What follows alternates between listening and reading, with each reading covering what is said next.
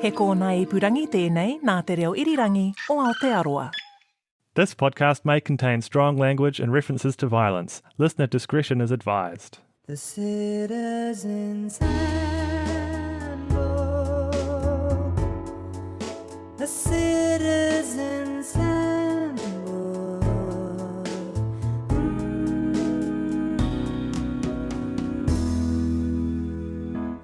Kia ora koutou, no mai haere mai, and welcome to the Citizen's Handbook podcast, the companion podcast to the Citizen's Handbook web series that you should watch. And if you haven't watched it, go do that right now. My name is Robbie, and this is a podcast for people who want to know about New Zealand but hate to read. So, we've invited a comedian and turned civics education into a game that someone can win. To make sure that nobody cheats, we've got a moderator called Finn. Finn, tell us how the game works. Okay, Robbie, I will. Thanks, Finn. Robbie and our guest are going to take turns explaining a topic to each other, but they're also going to sneak in 3 cheeky little lies. Whoever spots the most lies from the other person wins. Easy. Easy. Today our special guest is Pax Assadi from 7 Days and Frickin' Dangerous Bro, and we'll be talking about colonisation. What happens when one group of people decide they should be put in charge and won't take no for an answer. I'll be talking about Edward Gibbon Wakefield, and Pax will be talking about the clash at Wairau Valley. There'll also be some lies to look for, hidden away like a needle in your favourite haystack.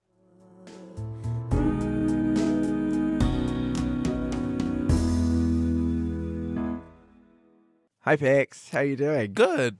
How you feeling? I'm feeling excited, elated, Okay, a little bit bubbly. okay, how many more synonyms do you have ready to go? Those are all the synonyms Okay, I know. great. Yeah, I only have NCA level 1. Okay, well Yeah. that really bodes well for me. Yeah, it does actually. Heading Yeah, into yeah, this yeah. game. Yeah. This is all NCA Level 2 stuff. God Yeah. damn it. All of this. It's all NCA level 2 history. Yeah, we cut out all the level 1 stuff Oh, when we damn heard it. about your I'm education. screwed. Oh, well, good luck. Look how happy and confident I am now. Yeah. Okay, Pax, I'm going to lie to you Yeah. now. Okay, great. You okay with that? Yeah. Okay, great. I'm going to lie to you 3 times about a man named Edward Gibbon Wakefield. Okay.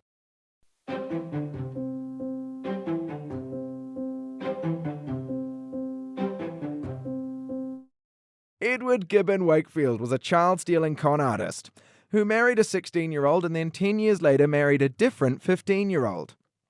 He also invented how to colonise New Zealand while he was stuck in prison. According to the highly informed Encyclopedia of New Zealand, Wakefield was born in a town called probably London on the 20th of March 1796. His father refused to have anything to do with his parenting, and his mother was really sick, so he was pretty much abandoned as a child. As you'd expect from a nascent con artist, he was described as charming but difficult, and he was constantly in trouble. He was withdrawn from his first school in 1807, so he got sent to Westminster School, but then in 1810, he just refused to go there anymore. Then he was sent to Edinburgh High School, but they kicked him out in 1811, because even as a child, he was an absolute piece of shit. Then he went home and did absolutely nothing for 2 years, before joining the diplomatic service to do absolutely nothing all over Europe. While working as a diplomat in France, he challenged Jean Laborde to a duel, but was reportedly too hungover to turn up the following morning. In 1816, he married a 16-year-old and convinced her dad to give him heaps of money and a job promotion. She died 4 years later, and Wakefield wanted another job promotion, so he found a 15-year-old schoolgirl with a rich dad and told her she had to come visit him because her mother was dangerously ill. That was a lie. To clarify, he was lying. Right, I'm not just pointing out where the lies are. Right, okay. In my own Yeah. my own spiel. Okay, great. Then he told the 15-year-old girl that she had to marry him to save her dad from all his terrible money troubles. That was also a lie. Same rule applies. Okay. He married his child bride and immediately fled the country. Eventually, he was caught and sentenced to 3 years imprisonment for abduction, and the marriage was dissolved by a special act of Parliament. While Wakefield was in prison, he saw all the poor people having a terrible time and thought, oh, hey, what if we just sent all the poor people somewhere else?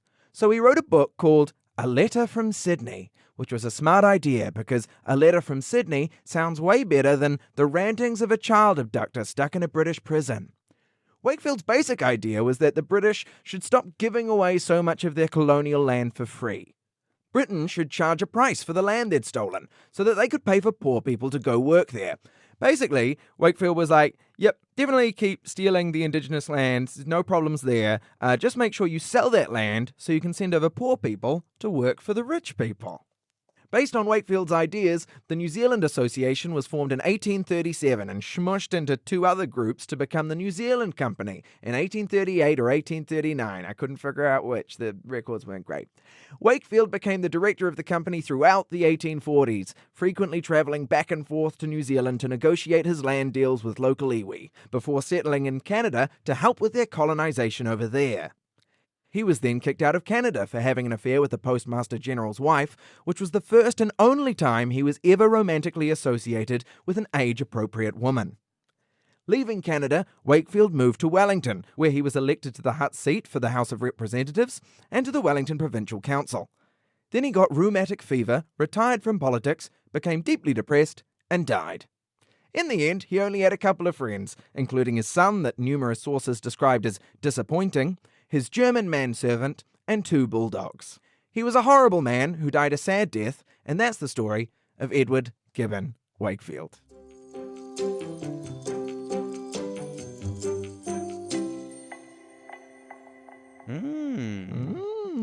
Interesting guy. Yeah. It's interesting that a guy who's like not great and just goes to jail then gets elected to like boards and runs things.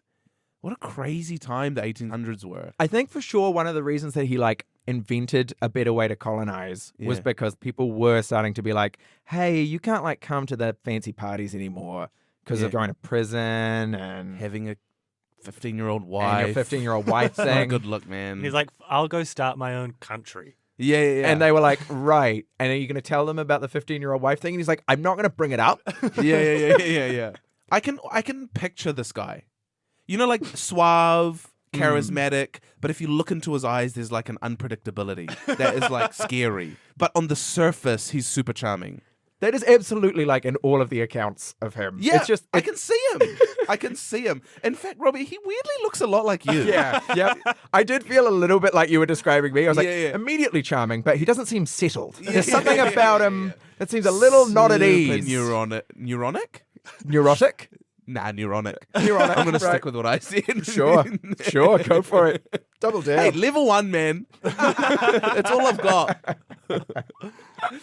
Okay, so lies. Correct me if I'm wrong. Did you say at the beginning that his mother was sick? I did. And then later on, you said that his mother being sick was a lie. No, he said when he wanted another job promotion, Yeah. he found a 15-year-old schoolgirl with a rich dad Yeah. and told her that she had to come visit him because Yes. her mother was dangerously ill. Ah. He was like, "Oh, you quick, come here. Your mum's ill." I'm not sure if they What were. does that mean? I don't know. Like, your mum's ill, leave her. Or he's like, oi, sick people are gross. Come hang out here instead. But also she isn't sick, so he's like, "Oh, get away from your mum. She's real sick." And it's like, She won't tell she you. seems fine. She's doing a cartwheel. yeah. That's a symptom. That's, yeah. That's the plague. Cartwheel-itis. Yeah. She will do that. Yeah. Okay, that makes more sense. Yeah. Okay, I'm going to throw one out here. Go for it. Great. I think the duel is fake. The duel that he challenged someone to a duel and then he was too hungover to show up. All right. I'm going to say that's fake. That accusation is correct. Yeah, great. Absolutely made up. Yeah. 100%. It just came out of nowhere. Yeah, it did. You were telling a story and then you were like, and then he wanted to duel someone. And I was like, why? Why did Robbie throw that in there? Yeah, why? I'll tell you why Robbie threw that in there, because Yeah. he had to put in a lie. Didn't narratively fit. Yeah, at all. Okay, the other one I'm going to throw out. Yep. It seems crazy to me that he got made director of the company after being in jail. To be like, you're a prisoner because you've done bad things. Oh, hey, you're the director of the company now. I feel like this is wrong on my part, but something's telling me that it just doesn't feel right. So I'm going to say he wasn't the director of the company. So Pax has got doubts about Edward Gibbon Wakefield was director of the New Zealand Company. Yeah. That accusation is incorrect. He was. Yeah. He was. That's wild to me. The public sector had started to kind of pull away from him, and he was Yeah. like, I'm going to go into the private sector. I'm going to go full colonisation, Yeah. and I'm going to just run this company. It's they were wild that fine it's with it. a private company that did 'cause colonization. Yeah, that's also wild. Just that very fact is like, Yeah. what, like, do they have like a jingle? Do they Come on down. Yeah. Let's steal some land. If Yeah. there's natives on your land, we'll take care of that. Yeah. Call 0800. Well, they didn't have phones. Yeah. Telegram.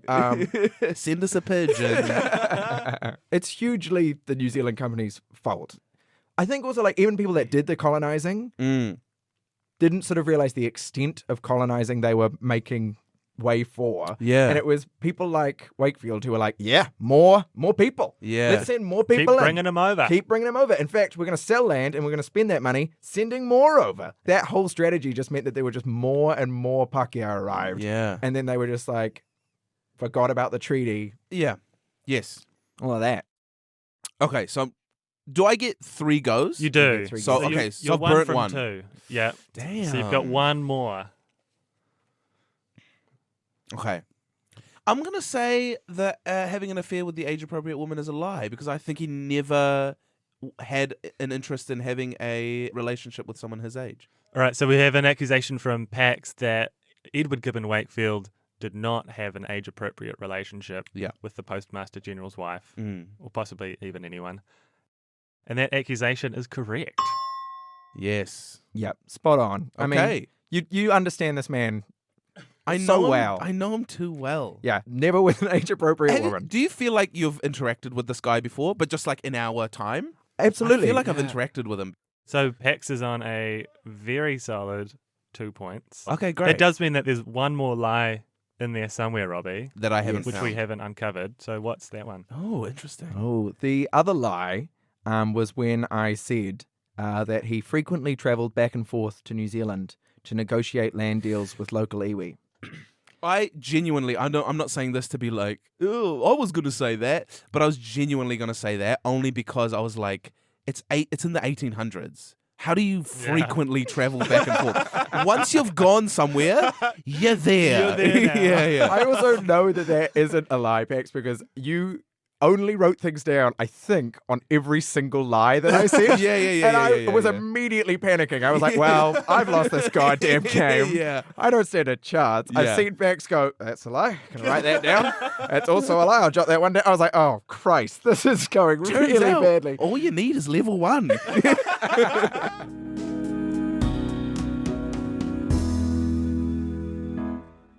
So at the end of round 1, Mm. Pax is on a very solid 2 points. Robbie on a pretty pathetic 0 points still. Come on, Robbie. But that brings us 0 into... points total, actually, for the. What do you mean? The first episode. Oh, right. Okay. You're on 0 for everything. Robbie has yet to gain a single point in his own podcast. Robbie's going to have to get 3 out of 3 if he wants to. Have faith in Robbie. That makes one of us. Yeah. All right. Robbie, I'm going to tell you about the Wairau Valley incident.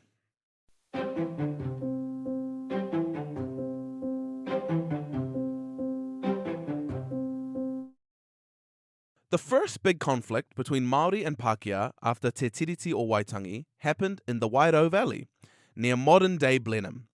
It was in 1843, so 3 years after Te Tiriti. One side of this conflict was Ngāti Toa, who occupied the land of the Wairau Valley, and the other side was the New Zealand Company. Oh, we've heard about them. Who reckoned they owned the land. Spoiler alert, they didn't. What happened was the New Zealand Company had a nice little bespoke settlement in Nelson, where settlers largely got on with local iwi, and it was all good. But unfortunately, there were hundreds more settlers on their way to Nelson, and there wasn't going to be enough space for them. So the New Zealand Company started to stress out. So in preparation for expanding their settlement, they start surveying the Wairau Valley. They argue with Ngāti Toa that actually the New Zealand Company has the rightful deed to the land, but Ngāti Toa is pretty confident that that's not the case. A Ngāti Toa rangatira, Te Rauparaha, goes, well, look, why don't you get the land commissioner down here to settle this? But the company was like, we might just start surveying anyway. So without permission, the company send out some surveyors to start drawing up maps for the settlement. And one day, Te Rauparaha and his nephew, Te Rangi Haiata, go over to the surveyor's hut while they were off having a bath, and they burned down the hut with all their clothes inside. They were like, your hut was made from the scrub of Ngāti Toa land, so we're just burning our own property. I don't see any problem with that. But now the New Zealand company is super mad. They put together a posse of about 50 men, including Nelson's chief constable, who had the incredible name of Henry Shufflebottom, and march over to Te Rauparaha's place to try and arrest him and Te Rangi Haiata on arson charges. When the posse reach the Tuamarina stream, they find Te Rauparaha and Ngāti Toa waiting for them, and the police constable Shufflebottom goes over very confidently with a pair of handcuffs, and he tries to slap them on Te Rauparaha's wrists. So someone from Ngāti Toa cracks out a shot from their musket, and all of a sudden, there's a massive shootout between the settler militia and Ngāti Toa. Bullets flying, people screaming, people running around, but eventually, Ngāti Toa wins. The settlers... The best description of a battle. People running around. People running around. Eventually, Ngāti Toa wins. The settlers turn and run back home, but Ngāti Toa chases after them and catches most of them up and kills them, as utu for killing Te Rangi Haiata's wife, Te Rongo. In the end, 4 Māori were killed and 22 Pākehā, including Arthur Wakefield, Edward Wakefield's brother. And so, these Nelson settlers kicked up a fuss to the Governor-General, Robert Fitzroy. They're like, send in the army, get some revenge, man. And he's like, wait, give me a second. I'll have a think. And after, he goes down and interviews everyone involved and tries to figure out what happened. Fitzroy goes, yeah, it turns out you guys asked for this for sure. His actual words were, in the first place, the white men were in the wrong.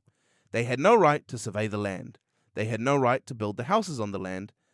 And they were then first in the wrong. I will not avenge their deaths. Needless to say, there weren't that many governors who would be that just. The settlers were so mad at Fitzroy, they actually burnt an effigy of him and petitioned to get rid of him. They end up succeeding, and he got sent back to England and replaced with an absolute psycho called George Grey. But that's a whole other story. And that is the story of the first big conflict between Māori and Pākehā after Te Tiriti o Waitangi.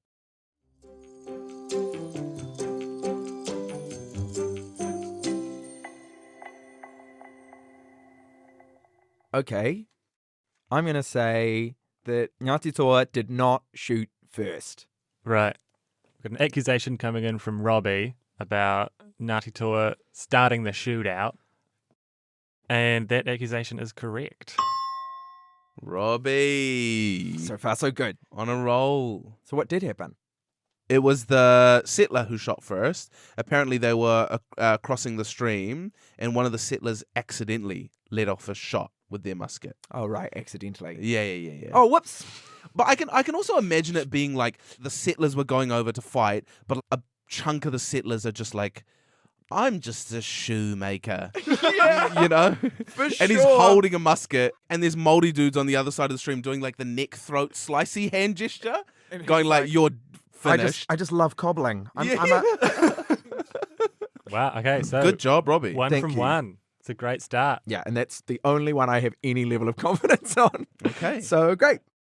Purely based on the fact that I researched Wakefield Yes. and I don't remember Arthur Wakefield, I'm going to say he didn't die in the battle. That's my official guess. Lock it in. Robbie has doubts about Arthur Wakefield dying at Wairau Valley. And that accusation is incorrect. He did die. He did die. Okay. 1 from 2. So the best you can do now is draw. Yes. Okay. There is a Draw. tiebreaker Oh, okay. ready to go. Okay, interesting. Could you read the bit about what the governor said and Yeah. and then people burning effigies in response to that? Yeah, okay. Thank you. So his actual words were, in the first place, the white men were in the wrong. They had no right to survey the land. They had no right to build the houses on the land. I will not avenge their deaths. And then the settlers were so mad at Fitzroy, they actually burnt an effigy of him and petitioned to get rid of him, and they end up succeeding and got him sent back to England and replaced him with an absolute psycho called George Grey, but that's a whole other story. Okay, I don't think that's the reason that Fitzroy was removed as governor of New Zealand. That is my official guess. I can see that Pax is smiling a little bit, which doesn't feel good. No, I'm smiling at your success, man. Right. The accusation is incorrect. God. Nah, I was smiling at your failure. Damn it. I knew it. Turns out the settlers really hated when the Governor General stood up for Māori. Even just a little. Yeah. The actual lie, Robbie, I don't want to say it was right there on a silver platter. Okay, but you have kind of just said that. I have, yeah. And shame on you. Okay, great. The chief constable was not called Henry Shufflebottom. You bastard. His I name was Henry hate Thompson. Thompson. Yeah, the worst name. But and you Robbie- just wanted to say bottom again and again? Yeah, and you know what? think he It said was it twice. fun. I liked it, Robbie. It was right there. It was right there. So there's one other lie Yep. stuck in Oh, there yes, somewhere. there is. Oh, is this around the governor? No, it's Oh, no. around the burning of the hut. So they burnt down the hut, but they Yeah. actually took care to protect the surveyors' belongings. They didn't just let their clothes and stuff burn. They actually made Oh. the effort to make sure that their belongings were safe before they burnt down the hut. So when they said, we only burn things that you stole from our land, they Yeah. meant that literally. Literally, yeah. And they were very careful to make sure that that was The literally stuff true. that they didn't steal from their land, they did not burn. That is remarkably generous. Yeah. I wouldn't have done that. Yeah.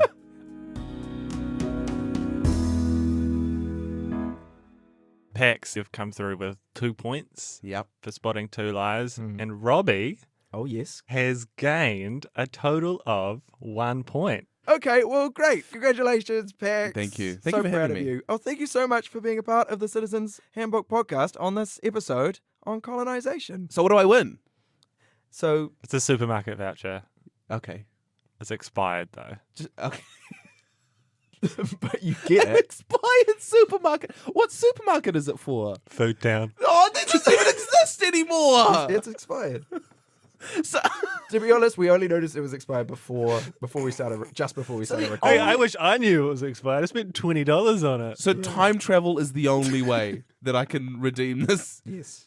But we're so glad that you came. Yeah. Yep. And congratulations. Thank you. A Citizen's Handbook.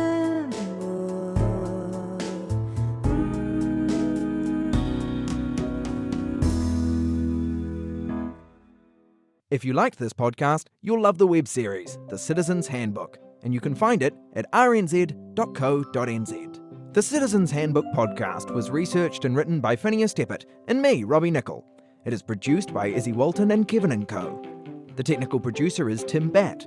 RNZ supervising producer is Justin Gregory, and RNZ senior commissioner is Kay Elmers. Tim Watkin is RNZ's executive producer for podcasts and series. This podcast was made possible by the RNZ and NZ On Air Innovation Fund. You can subscribe to this and every other RNZ podcast at Apple, Spotify, and other podcast providers. Please give us a rating. That way other people get to hear about the show.